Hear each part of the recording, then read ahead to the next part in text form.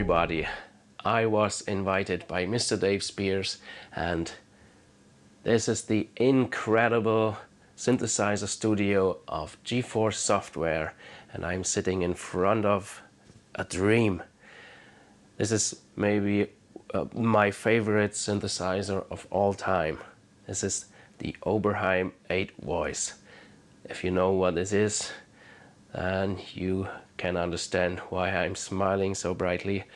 And if you don't know what this is, you may wonder why I took the effort and traveled all the way from Germany to England just to play that thing. But the answer is short and doesn't even require any words. Check out this sound.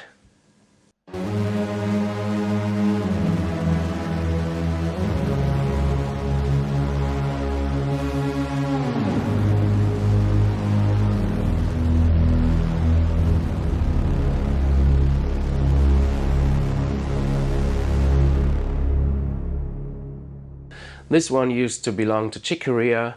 He actually toured with this behemoth and it got into the hands of Dave Spears. He had it restored back to all its glory. I'll give you a brief little history about what's so special about the Oberheim 8 Voice. It all started with this.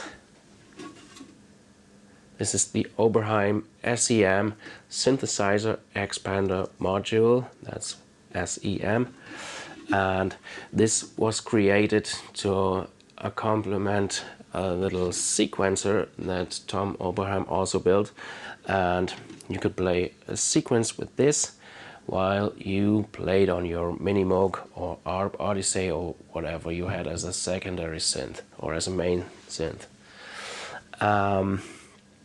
The relatively small size for that time and the development of one of the first, or maybe the first, digital keyboards by EMU Systems made it possible to create some of the first ever polyphonic synthesizers.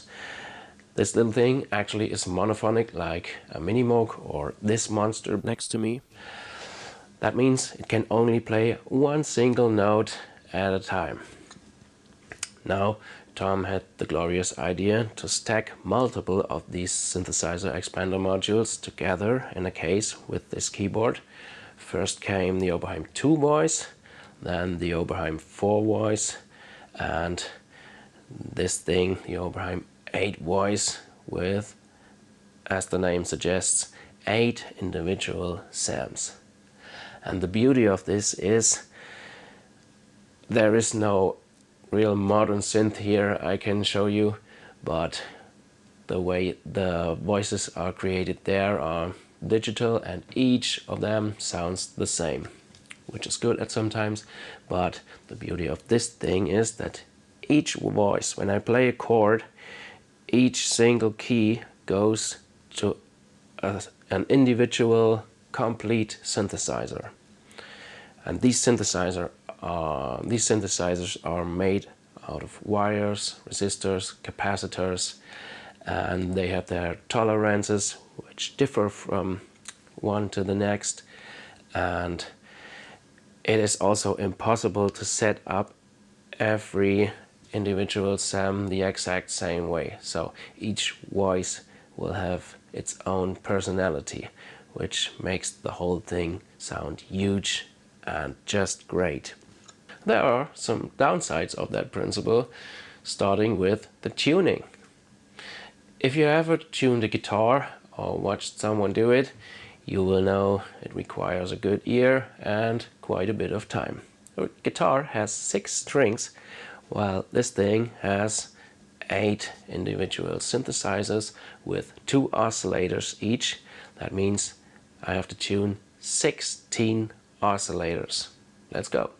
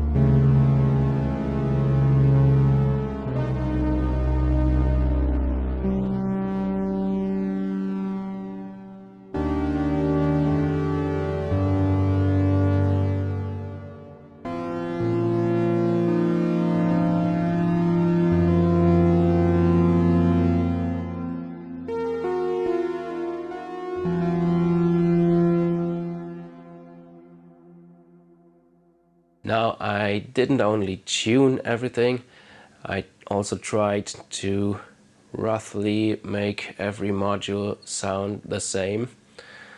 As I told you, these are made of wires and resistors and capacitors, and not only do they sound a little different to begin with, but we have to also consider this thing is from the 1970s, and each of these components aged, and each one aged a little different.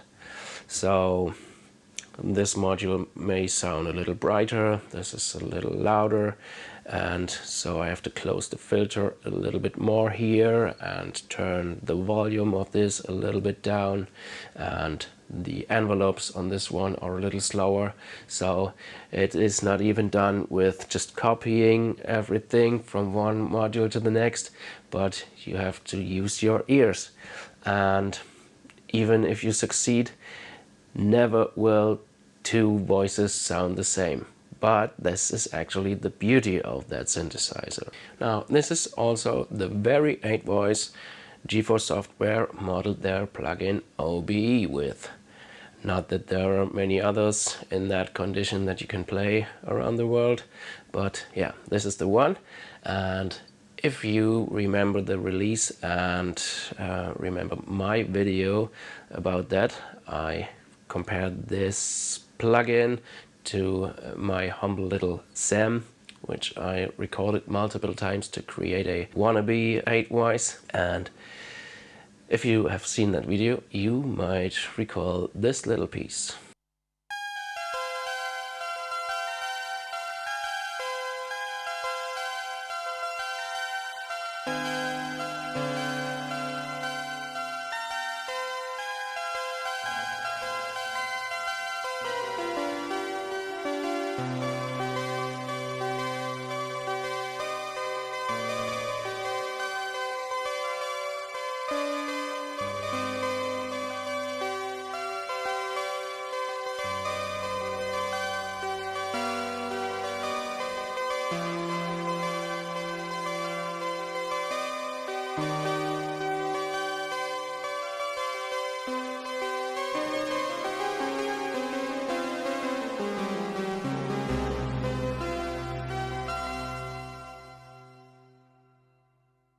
I had to change some small things in my playing because this actually only has a 4-octave keyboard, and it's beyond me how you can create such a behemoth and not giving it at least a 5-octave keyboard.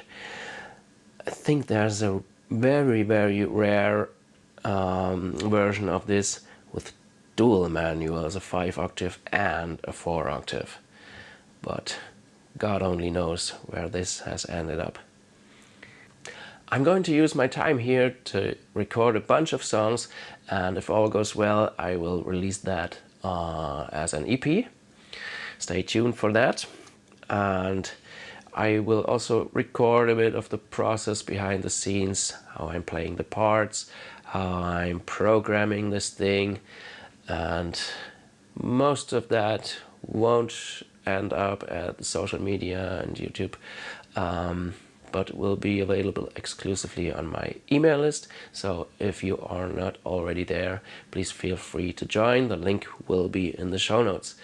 In the meanwhile, if you want to learn more about that thing, then please check out Dave Spears' very elaborate video on this. It's on the GeForce Software channel, which I will also link in the show notes. That's it for now. I've got a lot of work to do. See you soon, and bye bye.